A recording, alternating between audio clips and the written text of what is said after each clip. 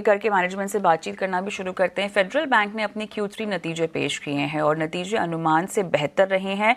आगे निम्स को लेकर क्या गाइडेंस है? FY26 में लोन ग्रोथ को लेकर क्या आउटलुक है? कासा में आगे भी सुधार बरकरार रहने की उम्मीद है या नहीं? इसी पर बातचीत करते हैं। हमारे साथ फेडरल बैंक के यहाँ पर कंज्यूमर बैंकिंग के नेशनल हेड विराट दीवान जी जुड़ गए हैं। आपका स्वागत है हमारी इस पेशकश में। और क्लियरली नतीजों के लिहाज से ही पहले हम बातचीत करना चाहेंगे और ये बताइएगा, CRR अगर हम नॉर्मल कर लें तो निम्स किस तरह से एक्सपैंड होंगे सीक्वेंशियली, अगर इस पर आप कोई बारीकी से बात कर सकें तो। देखो, कोशिश तो वही रहेगी क्योंकि जो लास्ट रिपो रेट कट है उसका पूरा इम्पैक्ट अभी ये क्वार्टर के रिजल्ट्स में नहीं आया है। कुछ हद तक उसका ओवरफ्लो होगा, लेकिन जिस तरीके से हमने अगले क्वार्टर्स में भी मैनेज किया है, इसमें कोशिश पूरी होगी कि हम इसको कम से कम बनाए रखें और हो सके तो इसमें से थोड़ी एक्सपांड भी कर सके तो कोशिश हमारी होगी इसके लिए। रिटेल लोन ग्रोथ मॉडस्ट दिखाई दे रही है पीयर्स के मुकाबले, लेकिन आप इसको कैसे पढ़ रहे हैं और आगे किस तरह की अपडेट होगी? देखिए, हमने फरवरी 2025 में एक स्ट्रैटेजी डॉक्यूमेंट बोला था, जिसमें हमने बोला था कि हम मिड यील्डिंग एसेट्स पे फोकस करेंगे। मिड यील्डिंग एसेट्स को फोकस करने के लिए अगर देखा जाए तो हमारा लैप बिजनेस जो है वो इस क्वार्टर में अच्छा हुआ है। बिजनेस बैंकिंग हमारा अच्छा चला है।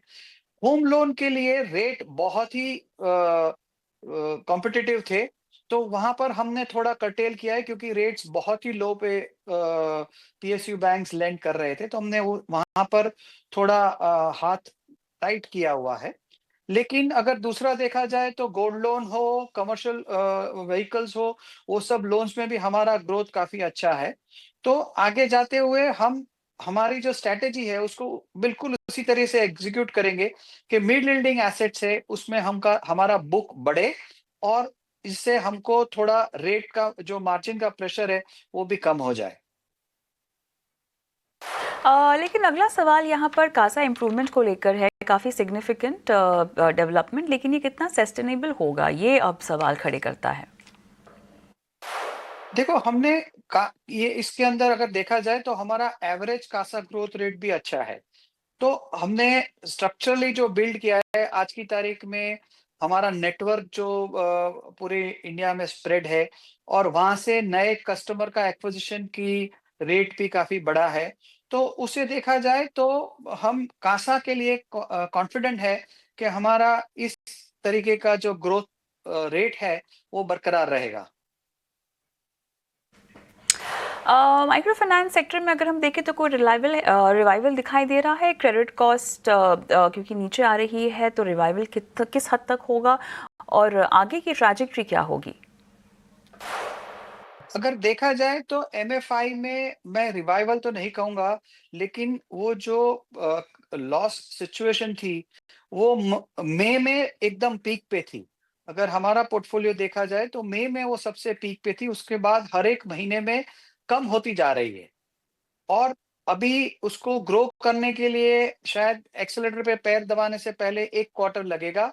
लेकिन उसमें भी हमने काफी कुछ स्ट्रैटेजी चेंज किया हुआ है, कैसे हम सोर्स करेंगे। आरबीआई ने भी कई गाइडलाइंस दिए हैं, तो एक क्वार्टर के बाद हम देख सकते हैं कि जहां पर हम एमएफआई पे भी थोड़ा ग्रोथ की उम्मीद करेंगे।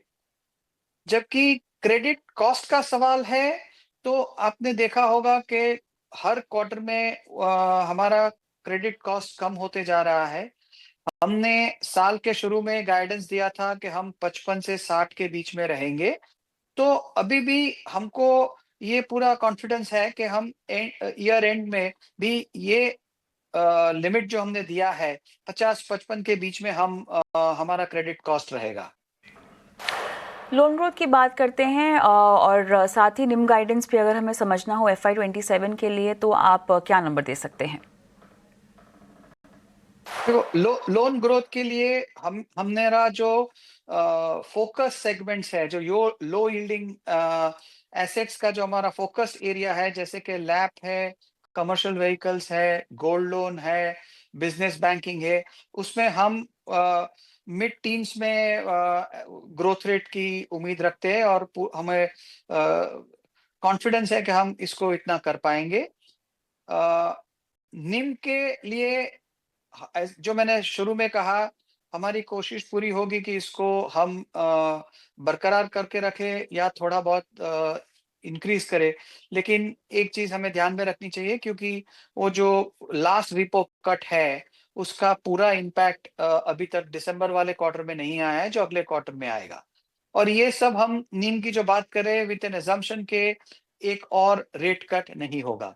अगर रेट कट नहीं हुआ तो हम कोशिश पूरी होगी, क्योंकि हमारा स्ट्रैटेजी जो है, अगर आप देखा जाए नीम को मैनेज करने के लिए जो हमारी स्ट्रैटेजी जो है, जिसमें हमने कासा रेशियो बढ़ा है। अगर आप देखा जाए तो इस क्वार्टर में फेडरल बैंक एक ही इसका सबसे ज्यादा तो है ही है, लेकिन बहुत कम बैंक ने कासा रेशियो में बढ़ोतरी दिखाई है, जहां के हमने quarter on quarter 106 basis point और ईयर ऑन ईयर तो 191 बेसिस पॉइंट से हमारा कासा रेशियो बढ़ रहा है। तो ऑब्वियसली कासा रेशियो बढ़ने पे निम में पॉजिटिव इम्पैक्ट आता है। हमने डिपॉजिट भी थोड़ा रिस्ट्रक्चर किया है, जो हाई कॉस्ट डिपॉजिट्स होती थी उसकी परसेंटेज कम करने की कोशिश किया है। ऑफ कोर्स सीआरआर बेनिफिट जो इस क्वार्टर में मिला वो अगले क्वार्टर में नहीं होगा, लेकिन हमारी जो स्ट्रैटेजी जो है वो हम कॉन्फिडेंस है हम क्या एग्जीक्यूट कर पाएंगे। तो निम पे हम मैनेज कर लेंगे, ऐसा हमको उम्मीद है। यहाँ पर ब्लैकस्टोन के फंड यूटिलाइजेशन को लेकर अगर कोई क्लैरिटी आप हमें दे सकें, और साथ ही यहाँ पर फंड्स को इन्फ्यूज करने को लेकर भी कोई टाइमलाइन अगर है तो। देखो, अभी अभी तक जो है वो हमारे शेयर होल्डर्स ने अप्रूव कर दिया है, सीसीआई ने अप्रूव किया है, आरबीआई का अप्रूवल आना बाकी है। तो आरबीआई के अप्रूवल आने के बाद जो 25% जो इन्वेस्टमेंट है, जो 6,200 का जो अप्रोक्सीमेट वैल्यू का इन्वेस्टमेंट है, उसका 25% जो है वो अभी आएगा। हमें लगता है कि वो फोर्थ क्वार्टर में 25% आएगा, और बाकी का जो 75% जो है वो आने में टाइम है। आरओई के फ्रंट पर क्या हम ऐसा कह सकते हैं कि जो ट्रेंड है वो 1.3% के आसपास जाता हुआ दिखाई दे रहा है 6 से 8 क्वार्टर्स को अगर हम पकड़ कर चले तो? हाँ, देखो, हमारा कोशिश तो जरूर उसी दिशा में है। अगर कोई नया रेट कट नहीं हुआ, एडिशनल रेट कट नहीं हुआ, तो हम उसके करीब करीब तो जरूर पहुंच जाएंगे अगले 5-6 क्वार्टर्स में जो आप बात कर रहे हो। ऑलराइट, चलिए यहाँ पे सवालों का सिलसिला हम यहीं समाप्त करते हैं। बहुत बहुत धन्यवाद, आपने समय दिया और तमाम नतीजों को लेकर सवालों के जवाब दिए। शुक्रिया आपका। चलिए इसी के साथ एक काम करते हैं, छोटा सा ब्रेक लेते हैं, लेकिन ब्रेक के उस पार श्री रेणुका शुगर्स के मैनेजमेंट से बातचीत होगी। बने रहें।